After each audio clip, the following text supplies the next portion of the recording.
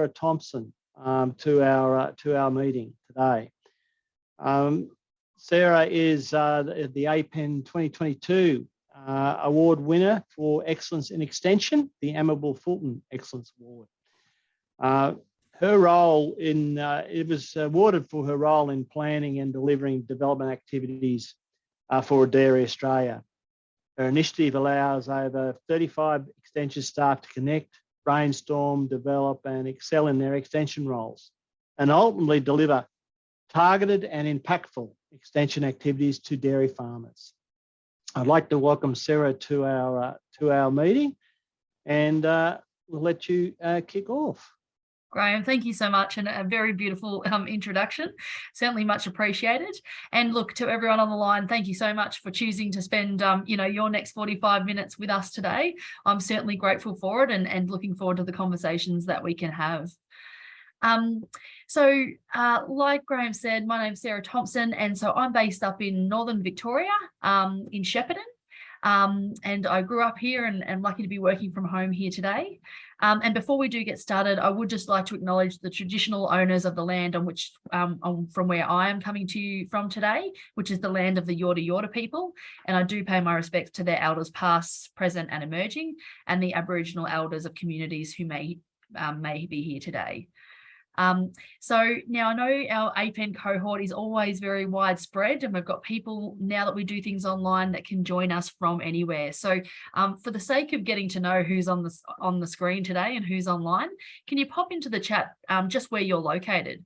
So where are you coming to us from right today? It may not be your home, but if it is, where are you? We'll see what a geographical spread we've got.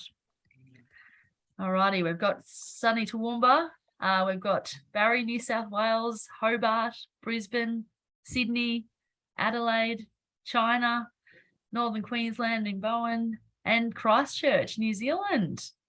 Excellent. What a spread for a fairly small group of people. Very impressive. Now, I did just want to start, before we do get into things, with just a little bit about me and also the role that APEN has played for me so far. As Graham said, I do work with Dairy Australia, and we're the research and development corporation for the Australian dairy industry, ultimately providing services to dairy farmers. So my role specifically looks at what I'm now coining the 3 C's. So it's all about connection, collaboration and capability development for our regional team members and how they work with the rest of the Dairy Australia business and ultimately delivering services to farmers. So today, as Graham said, I'm going to be talking to you about the support that we provide our extension officers, but I'm hoping that it's broad enough that it's really tangible for other people to take key things out of it too. So what could some of the development activities that I talk about, how could they relate to you and yourself, or how could you support others in your teams or in the broader extension industry through supporting their development as well. So I've been working in agricultural extension about 8 years now, and it still shocks me when I say that because I still feel like the new kid on the block, especially when we work in an industry with such, pretty fantastic and experienced people, like many of the people that are on the line today. And my pathway into extension, I just had no agricultural background or no extension background, no study whatsoever that were related to extension. So for me, it was just by chance that a boss of mine at the time in local government said, there's a role going over with Murray Dairy. It's a 3-month temporary role. Why don't you go and fill in, help them out, and then you can come back to local government. And it was just from that opportunity that I sort of stepped into this whole new world of this thing that we call extension. And I remember my interview, and my first meeting with the manager over there, and them asking, tell me what you know about extension. And I remember Googling the night before, what does extension mean? And getting these definitions of literally what the word, extension means with no agricultural context, and fumbling my way through the interview. And so, from a background of having no idea what the word extension meant, to sort of throwing myself into this whole great world of extension, I think it's pretty exciting, and there's there's obviously APEN, who's played a really massive role in, I guess, the fact that I've stayed around in Extension for this long too. I'm just going to quickly share my screen. And Graham, can you see my full screen up? Yep, excellent. So I do just want to talk about APEN as a bit of a game changer, just to start things off.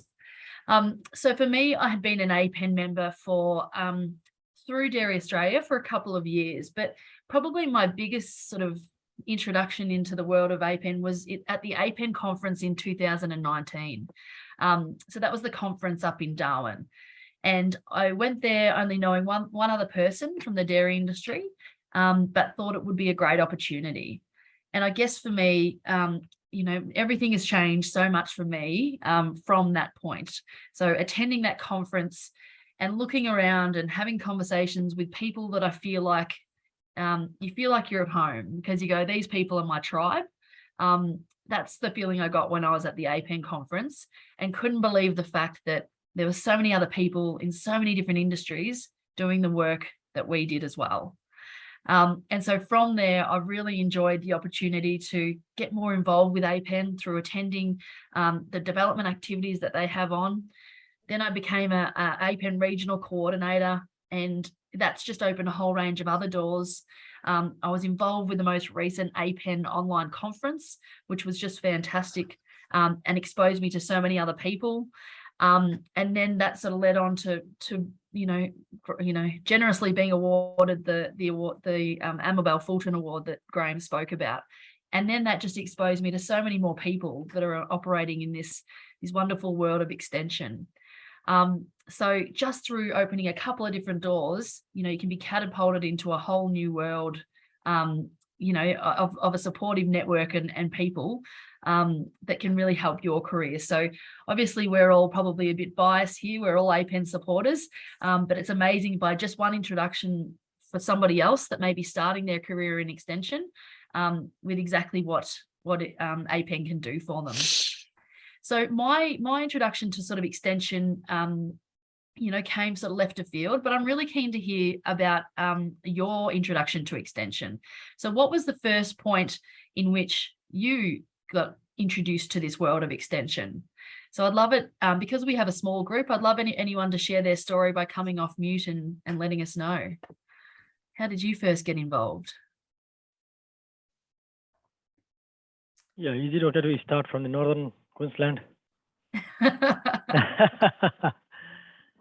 Yeah, just going back to my career, I was a researcher until 2021 December with Agriculture Victoria, working as a plant breeder.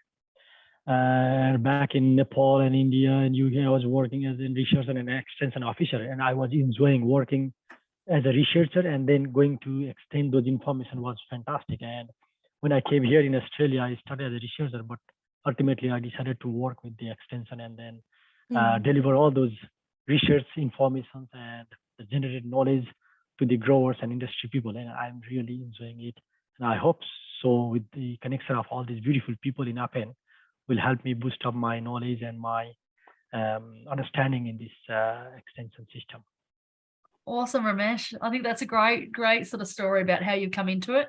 And I agree. I've seen you a couple of times now through APEN activities. And yes, this group and this connection, you'll get loads from it. Has anyone else got a story to share about their touch point with extension?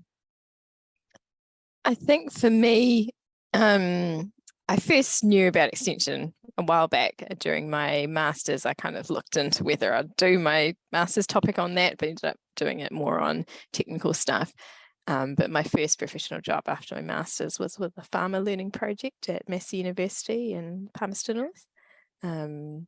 Yeah, so that was kind of where I got introduced to that. And now I work for a Agricultural Research Institute. So I'm not directly doing extension, but I'm working with other scientists in the company to share things with them. So that's kind of a form of extension.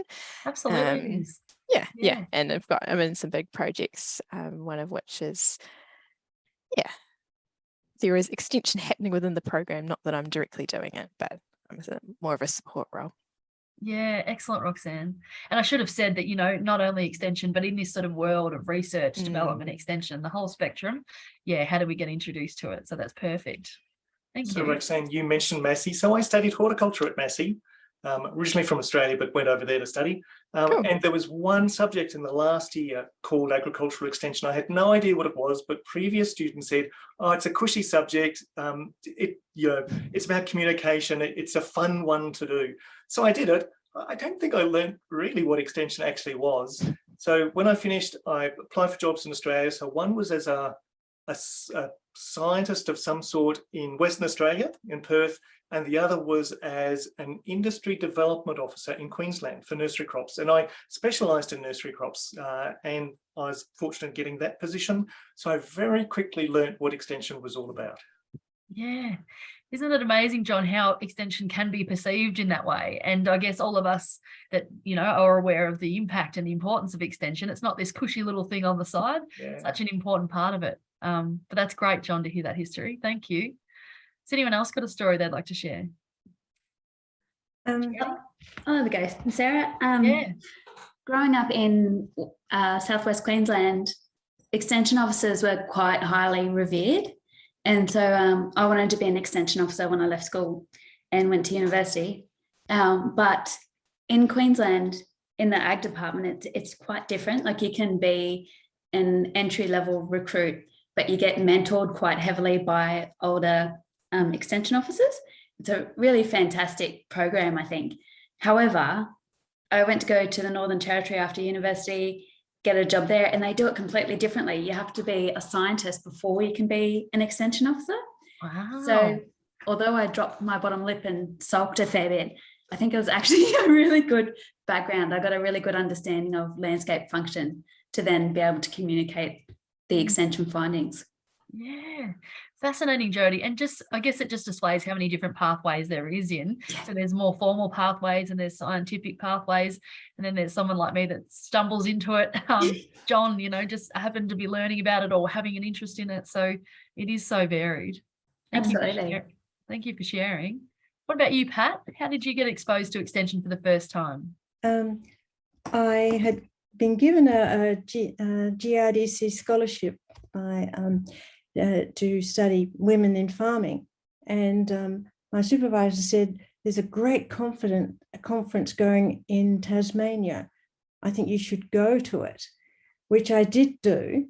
And then I came back, finished my PhD, but I lurked around a lot because I took on national presidencies and I represented government, all of this stuff for the next 10 years. And then I resigned from all of that thinking I'm going to retire now. And I resigned on the Thursday, and on the Monday I had a phone call from Jeannette Long to say, APEN needs an editor for Extension Net. You've got nothing to do, Pat. Why don't you do it? Goodness, nothing to do. Right. So I learned a great deal about extension. In fact, I've just the last couple of months I've been doing historical desktop research on APEN's view of what is extension right from the start in 1993 to now. Very interesting, and I'll probably publish that just brief thing in the next Extension Net, which will come out in about a month. And thanks, John, for your contribution to the next issue. Really good. I read them this morning. How fascinating, Pat, and how great. I'm so pleased that you got propelled into that world of APEN. And yes, I think a lot of us would love the history of it, particularly those that are, much newer to the whole extension world. So yes, looking forward to that. Phil, what about you? What's your introduction to the world of sort of research, development and extension? It's a good question. I mean, sitting here thinking, what is it? Because it was probably, I went to that other great agricultural university in New Zealand called Lincoln. Although I did eventually end up at Massey as well, but I was I was probably 10 years working in agriculture in sort of development before I went on a contract, an agricultural extension contract in Thailand. And I think that's probably my real first introduction to actual extension. Before that, it had been sort of doing stuff in agriculture. But when I had to work with groups of villagers who were all doing fantastic things already, it was really, how do you sort of amplify that and spread it and do, you know, it was sort of, I mean, my whole extension really is find out what's working well and do more of it. That's sort of the mantra for my life, really. But yeah, but it was sort of that was really my main introduction to sort of that whole participatory extension, and Robert Chambers' work and so forth was just eye-opening to me. And I guess I had more time. I was sort of working as a volunteer out in a village, and you sort of had heaps of time to sort of absorb these things, and that was, that sort of was quite enriching in terms of my extension journey anyway. Oh, it would have been, gosh, and particularly just seeing how it operates in another country and just those learnings and bringing that back to broader agriculture here. How interesting, Phil. Thank you for sharing. Was anyone else, now I don't need to go around everybody, but did anyone else want to share that's on the line, how they first got exposed to extension? I've noted that Lizzie has said she's eating her lunch, but she's popped some comments in the chat there. So thanks for that, Lizzie. Okay. All right. So really lovely to hear everyone's different stories. And I guess what I want to try and do throughout this 45 minutes is also allow us the opportunity to learn from others and connect with others. And I think that's sort of, what APEN is all about. So hopefully you'll get that as well. So I will just talk quickly about the dairy industry for a little bit as well. And just, John, have you got my full slides up there again? Yep, beautiful. So just quickly a snapshot about the dairy industry, because I thought that gives you good context around the development and the program that we've got to support our extension officers as well. So essentially, it's probably a big industry depending on who you're talking to, but then a very small industry depending on who you're talking to. So really, we're just under 5,000 dairy farms Australia-wide. If we're thinking about herd sizes, particularly those that might come from other livestock industries, about the average herd size is about 280 to 300, but that spans from, our smallest herds might be 80 cows, and that spans up to tens of thousands of cows on some farms. Interestingly, so 32% of milk production is exported. So we have quite a large domestic market, which differs, a lot to some of our international counterparts in terms of the dairy industry. There's almost 40,000 people in the dairy industry workforce. So that includes both on farm and in the processing side of the industry. And as you will all know, spread across Australia. So we've got dairy farms in WA, up north, right down to Tasmania. There's a really diverse range of climatic conditions in each of our regions, and certainly a diverse range of systems, ranging from fully grazing, fully grazed systems right through to TMR shedded and houses systems with our cows.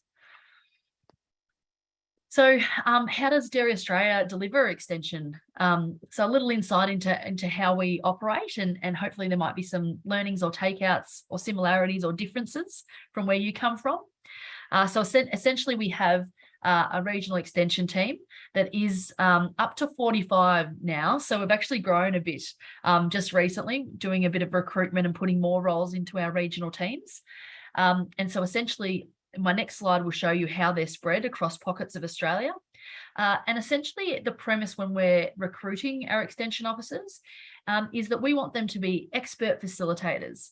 And they don't have to be technical experts by any means. They don't have to come with great technical expertise, luckily in my case too, but we want them to come, with a passion for people. We want them to come with a passion and drive to help support change.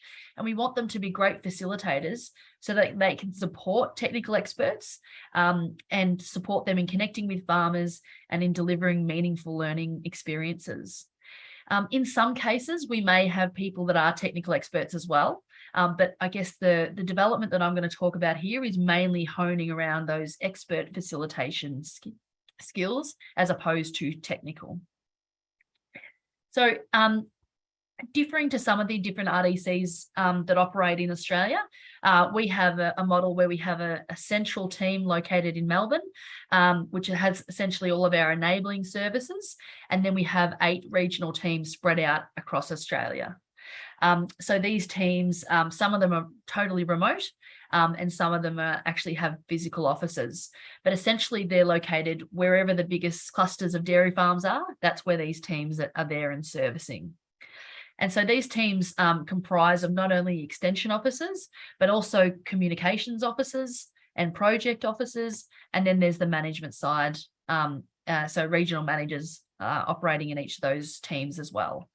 So our model is very much that we've got our extension capability in-house, but working with technical expertise that sit outside the industry, outside of our organisation. So what are some of the tangible activities that Dairy Australia does actually deliver? I'm just going to go through a couple of our activities that we do, but particularly focusing on our most valuable and then our newer offerings. So these certainly are what we're limited to, but are a bit of an example. So discussion groups and dairy business networks are absolutely one of our, have always been and continue to be our most valuable extension activity that we run. And I think that probably most of the people on the line understand that peer-to-peer learning, that tangibility, the applicability of on-farm practices through discussion groups, is a really valuable activity. And so what we have is discussion groups operating generally based in, based around geographical areas, and they contain a mix of farmers and service providers. So agronomists, farm consultants, accountants, and bankers. Generally, these discussion groups would meet once a month, and they cover a range of different topics or challenges that dairy farmers may be experiencing. Likewise, similar to that is dairy business networks. And so they're groups that operate like a discussion group, but they're entirely business focused.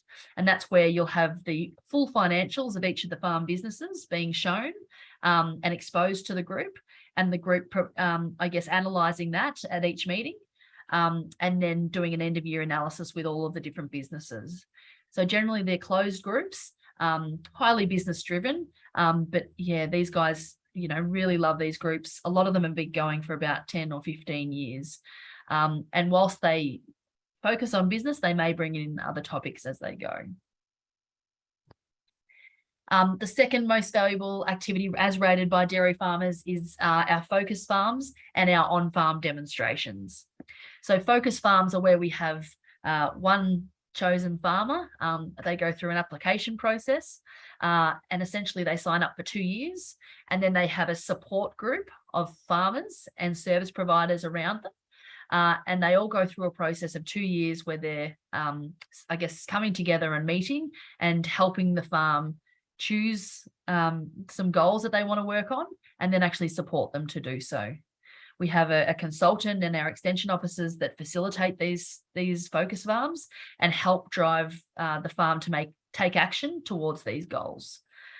So again, a very tangible peer-to-peer focused activity that is always really highly rated by our farmers. And then the third most valuable activity, which is very broad, is just our offering of workshops, updates, and seminars. So Dairy Australia has a range of different flagship sort of programs and offerings that we have in the extension space, and they range from, HR type activities around employing people on farm, right through to incorporating dairy beef into your operation, or managing multi-species pastures. So any topic, we create and develop a number of different programs and then roll these out across the country in each of our dairying regions. And again, the practical tangibility of these programs is generally what farmers love. There's a couple of areas that we're newly focusing in. And this is very much around more closer one-on-one relationships with farm businesses. So we've been heavily focused on group extension for many years now from a Dairy Australia perspective, and we're now just investigating about how we can have dedicated staff working almost like account managers one-on-one with farm businesses to understand their business needs and signpost them to ensure that they're in touch with the latest research that might be relevant to their farm, or to the latest workshop that might be relevant for their team members, or getting them in touch with another farm that's doing something very similar to them. So we'll still be doing our group-based extension, but we'll also have this more one-on-one focus. But it's certainly not to provide advice, and we won't be consulting to these farms, but it's about really truly understanding the farm needs and connecting them with what they need. And look, some of this happens purely by nature as an extension officer now, but it's having a more dedicated focus and more resources to allow us to do that. COVID pushed many things upon us, but one of the things that we're looking and developing more of is online programs and learning experiences, and that's through our learning management system, which is called Enlight. It's not, I would say that we've got a smaller percentage of farmers that are interested in engaging online, but for some it is really convenient. Rather than finishing morning milking and driving an hour and a half to go to an on-farm workshop and then racing back, they're able to do their normal day, come in at lunchtime, log on and do a few modules, log on to a Zoom, and then get back out there. So very convenient, particularly for our Northern Queensland farmers. And like many people are, we've got the Dairy Pod, which is a dairy-focused podcast that we've introduced a couple of years ago and has been a really big hit. More importantly, what we're here to talk about today, though, is how do we actually support our staff in the development, in their capability development in extension. So that gives you a bit of context about the types of activities that our extension staff are doing, but what do we actually do to ensure that they can actually be out there delivering great activities and extension activities to our farmers. So all of our extension officers go through an intensive extension and facilitation training. And this is with Jeannette Long and Lab Wilson, who are known to many in the APEN network. And essentially we see this as giving our extension staff the fundamentals to confidently plan and facilitate extension activities. We've run this for about the last 5 years, and our extension staff constantly report that it's one of the most practical and tangible training programs that they've done. So we continue to provide this each year, and yeah, essentially it's mandatory for all of our extension staff to go through this. When I say mandatory, everybody loves doing it. So we're really committed to this and have seen a really big change in the confidence and the diversity in how our team facilitates as a direct result. We also offer presentation skills training, so for all of our extension staff. So whilst the other training's around facilitation, this is more about presenting and speaking and pulling together impactful presentations when you're in front of a crowd. So this involves when you're getting up and speaking at a conference, right through to getting up and speaking at a workshop, and really just understanding yourself, who you are, your style, and how to pull together a really impactful presentation that is long lasting in the receiver's minds. One of our other favourite activities to support the connection and the sharing and the relationship building of our extension staff is through our National Extension Forum, which is coming up in September, and we bring together all of our extension staff from across Australia. We bring them together for a couple of days, and they get to connect and share and brainstorm and challenge each other about everything that they do, but hopefully share techniques and learnings. And we also throw in some professional development whilst we're there. But most importantly, it allows these guys to have some fun and connect and build relationships in person with their other colleagues. We run these, it's probably a funny phrase, but train the trainers, they're called. So for every Dairy Australia program that we develop and we create, behind it sits a train the trainer. So this really introduces extension staff and any consultants into how to deliver that program. It's not technical. It's not a technical upskilling exercise. It's about how to effectively deliver the program to an audience and understand the nuances and the challenges and the tips and tricks to ensure it gets delivered effectively. So yeah, in terms of the number of programs we have, there's a lot of train the trainers that sit behind them. And so if anyone wants to deliver an activity run by Dairy Australia, they'll do a train the trainer prior to delivering it. And we talk about the value of connecting with our peers like we are today. We have a range of different peer groups on offer to support Dairy Australia extension officers to connect. And this revolves around key activities. So our focus farms and discussion groups, our Young Dairy Network and our Women in Dairy.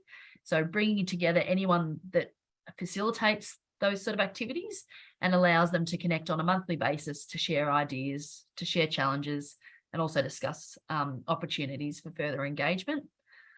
And likewise, we have people that extension staff that generally might facilitate a certain area or technical area, such as feed base or animal performance. So they get together from across the country and they get to connect and discuss any new research, new ideas that are coming through related to that technical area and any challenges with the programs they might be delivering in that space too. So really trying to build those really nice peer-to-peer connections, and also try and allow cross-regional delivery so that we're not just staying in our patch, that we're using skills and expertise across the country where we can. And then what are we thinking about moving forward? Something we've been trying to do for a little while now is an extension officer study tour. So getting outside of Australia, connecting with other organisations that are doing exactly what we're doing. And again, forming peer-to-peer relationships that aren't just within our country, but elsewhere. And the one we've had planned pre-COVID and never got off the ground, but hoping to do it next year, is heading over to New Zealand with a small group of extension staff. And something that we're trying to explore, but we haven't quite got there yet, is some internal mentoring and buddy programs. So when people join the business, how do they feel really supported, connect with one person, and have that sort of one person go-to as they progress through their time at Dairy Australia. So that's a little bit about us, but I think the real value for me is to hear from all of you. So I guess I'm wondering if people can have a quick, a minute to think and think about what's one thing that has been most helpful in supporting your own development. And I've got on the screen extension, but it doesn't have to be. So whether you're in research or development or extension, what's been most helpful in supporting your career? Would love people if they're happy to speak up, or people can pop things in the chat. Has there been a standout? Hi, Sarah. So I'm trying to break through into extension. I'm currently working with the Rural Assistance Authority. But yeah, would love to really get into the extension space, just haven't had the right opportunities present themselves to me at the moment. I own my own farm as well. And quite interested about business, farm business management and processes. We recently did the DPI business coaching program. Okay. And I also did the Australian Rural Leadership Foundation mentoring program. And they were both excellent. I'm just talking about them both here, just in various degrees of development, both professionally and personally. Excellent. They've really sort of broadened my vision, made me more resilient and I suppose more focused on my goals and visions. So I think those two programs have been well worth my while. Yeah, that's excellent. Thank you for sharing, Jasmine. And it sounds like obviously the mentoring is connecting with others and the coaching, connecting with a coach to support you. Are they the two sort of core parts of those activities that have been so worthwhile? Yeah, so the business coach, we met fortnightly, just via Zoom, and just spoke about different aspects of our business. So we went through, financial and business management, down to how hubby and I were communicating. The mentoring sort of took on a little bit more of a personal one-on-one approach. So the business coaching, we also were able to connect with 4 other farming families from around New South Wales, and we'd have a catch up. So it was quite interesting to learn, how other people are farming, and create those connections there. There was resources and webinars and such as well involved in that program. The mentoring was a bit more personal. I was mentored by a farmer up in Bundaberg. And it just sort of, went up. We sort of spoke about, identity crisis with women in ag. So that was, I suppose, more like feeling like you've got a best friend in the business that you've never met that's got your back. Yeah, it's a great way to describe it. Great way. We can put that on the promo for mentoring. Awesome, Jasmine. Thank you. Has anyone else had some really great capability development in their experience that they've just loved and really stuck with them? Yeah, I think Graham here. I think for me, I guess when I joined the department, which is 40 odd years ago, I had an experienced extension officer who was particularly valuable in supporting me, and these days not all extension staff get that opportunity with project-based extension. So it was good to have that. Is the sound coming through okay? You're good. Yep. Yep. Okay. Yeah. No, it's a little bit choppy here at this end. That's all. The other key thing for me was actually undertaking the Rural Extension Centre training that was provided by the Queensland Government once upon a time. And John was very familiar with that. He was a director at one stage, as was Jeff Coots and Beth Woods. So we've had a few people in there. And I think that was extremely valuable. And the most valuable part of that training was the opportunity to meet and network with extension staff in other industries. Yes. Even with our department. So I think that to me was probably pivotal. Yeah. Well, that's a good one, Graham. And, it's something that obviously APEN provides really well. But there's probably not that many other activities that allow those cross industry networks to come together. So, that's a good reflection. Thank you.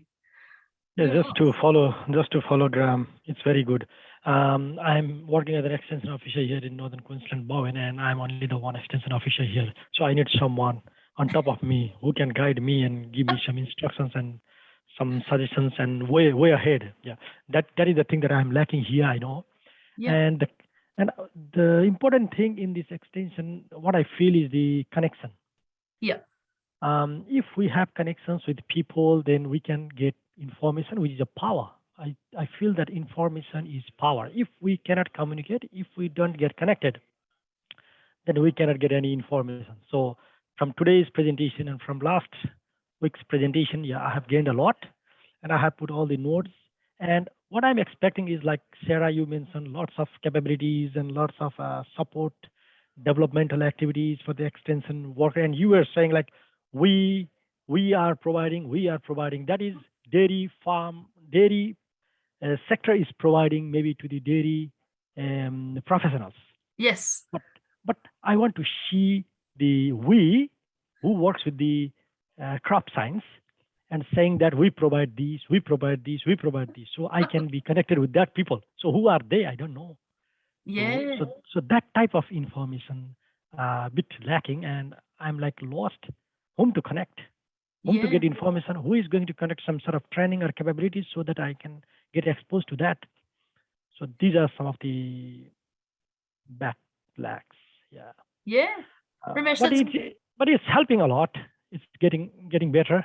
Yeah, look, you're absolutely right. And I think it's a good point. And I do apologize. I didn't mean to just make it dairy specific, but I agree. How can we extrapolate these opportunities and actually connect as a sector to be able to provide these more? And I think, Ramesh, APEN over the last couple of years has done a lot of these development activities and offered these types of things. So now, now that you are involved and engaged, you'll get that from this APEN network.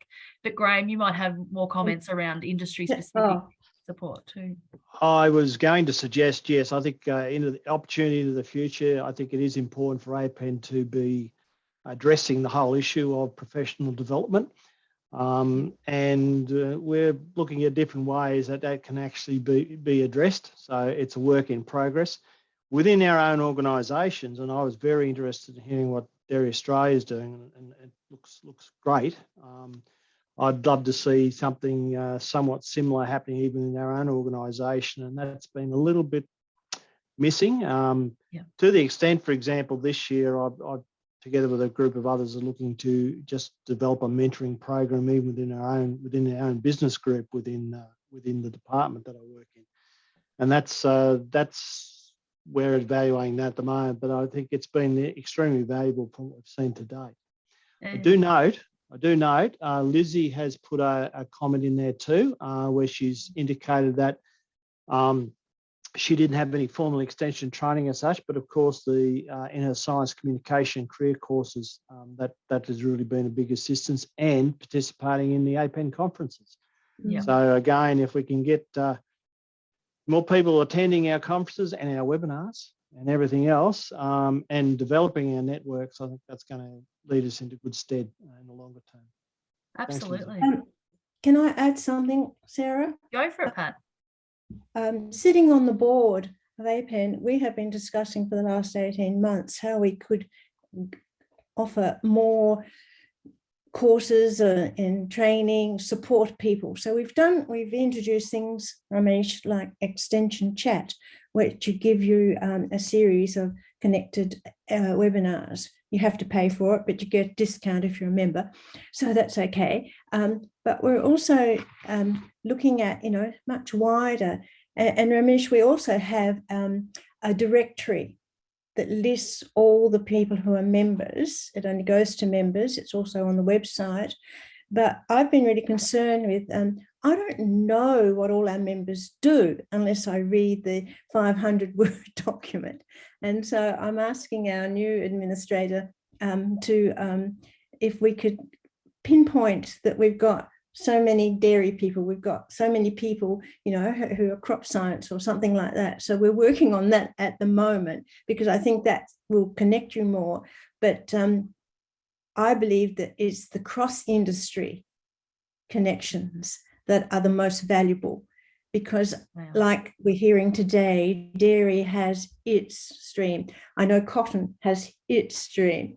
Graham's talking about the Department of Ag in Queensland has its stream that they work with. I want to see all these people talking together, sharing all the resources, all their talents and skills everywhere, the money that's around, instead of all getting little, 5,000 here, 10,000 here. I want the 500,000 that we can all share together and deliver this incredible program through Australia and New Zealand.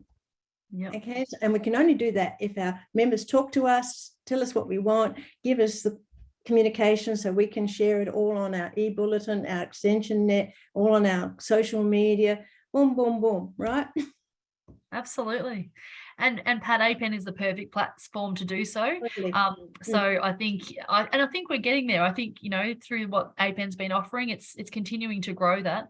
And then I think if the different industries, whether they be in New Zealand or Australia, if they're going, wow, APEN provides this, we'd rather provide funding for our staff to be involved in that and get those cross-sector learnings, then you're right, it steps outside of our industry and steps up into a really cross-collaborative space. And John and Denise and I have been having these conversations as well. So yes, Pat, you're certainly on the money, and Ramesh, hopefully in the near future, there will be opportunities like that, but absolutely through APEN, there has been a lot of those too. So you'll see more of them coming up as well. Yeah. Graham, I'm mindful we are close to time. I just wanted to open the floor once more. Was there any other key development activities that anyone had gone, this was absolute gold and really helped my career? Jody. I I got really driven at one stage of my career a few years ago, and I started a master's of, I can't remember, I think it was rural communications through University of Melbourne. And it was through starting that, it actually didn't get me to where I wanted to go. What I should have done was gone for behaviour change, a master of behaviour change. But it was really interesting just to, it really made you sit back and try and find global examples of how people are doing extension in different countries, and not only in agriculture, but in medicine, for example. And I found it really interesting. And I have to say, when comparing the research that I did for that versus the research I did for my technical masters, I was so much more enthusiastic about that one. And just reading the journal papers, because it was really, this was before I knew about APEN, but yeah, it was really interesting just to get that more holistic view of what other people are doing. Yeah, so important, Jodie, to just step outside our own patch and our own thinking and be exposed to what else is out there, because, you know, we don't have to reinvent any wheels, do we? It's all been done in the best way possible. We just need to be able to soak it up from different ways and learn how we apply it. So that's awesome to hear about your experiences with your study in doing that. Thank you for sharing. And I'll give a plug out to Denise and John Yeah. for the enablers of change. I think that initiative that arose from the conference in Darwin, I believe. It was. I think that is, I find it excellent to get the opportunity to actually hear or watch the videos. I watch the videos. I don't do the podcasts or reading, but I like the video, and I think it's just great that it comes to your inbox and you can actually, and it's thought provoking. I think that's always really important. I think that's important in our extension, to always be thinking about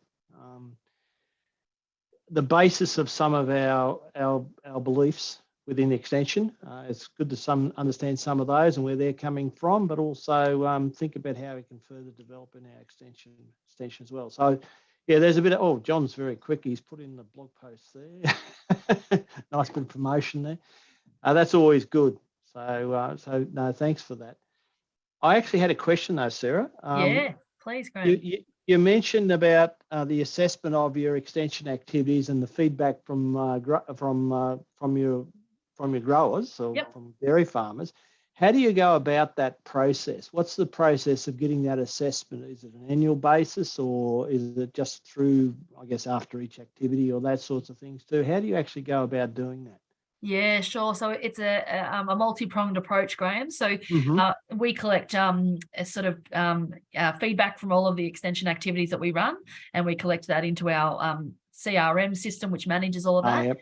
But the information in terms of those rating of our activities is actually done through surveys. So we do annual surveys that are outsourced to an external company, and they target a set number of dairy farmers per year and ask a standard set of questions so that we're getting rolling data every year.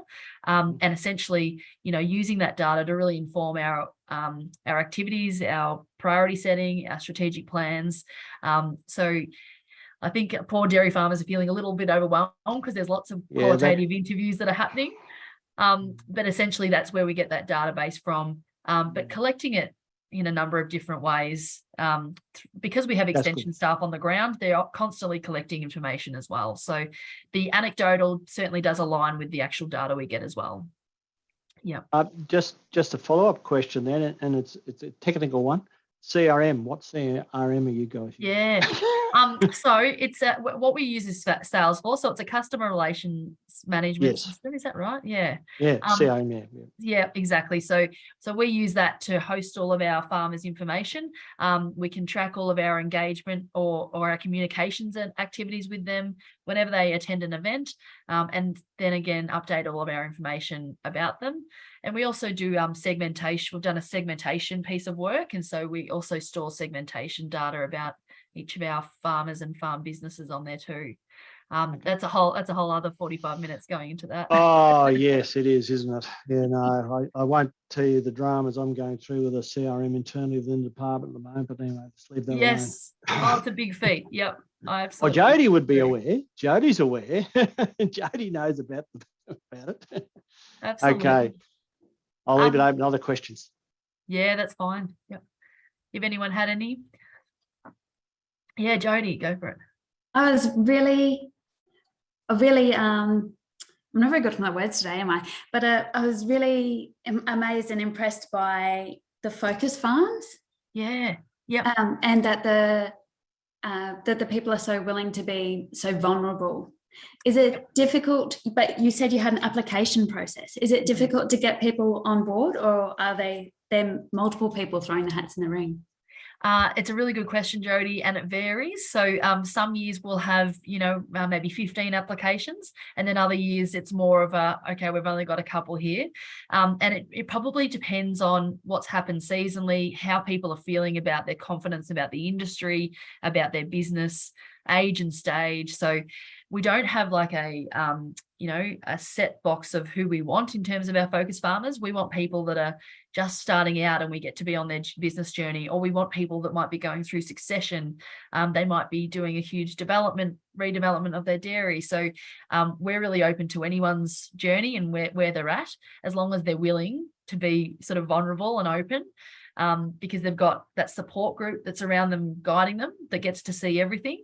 And then we also have open days twice a year where everybody's welcome to come and see the farm and hear about the progress. So it's a big step, but also in terms of value for the farmer, they get access to a farm consultant for 2 years. They get access to this group of people that's supporting them and is totally focused on supporting their business. So we hope that the benefits are mutual in terms of we get great benefit, the industry gets great benefit, and they do. But you're right, it's a big thing to pop your hand up for 2 years to be exposed to everybody. So it goes in, dips and troughs in terms of applications and interest. To follow on with that, Sarah, if you don't mind, Yeah. Is there a personality type that you find most common with people who volunteer? That's a really good question.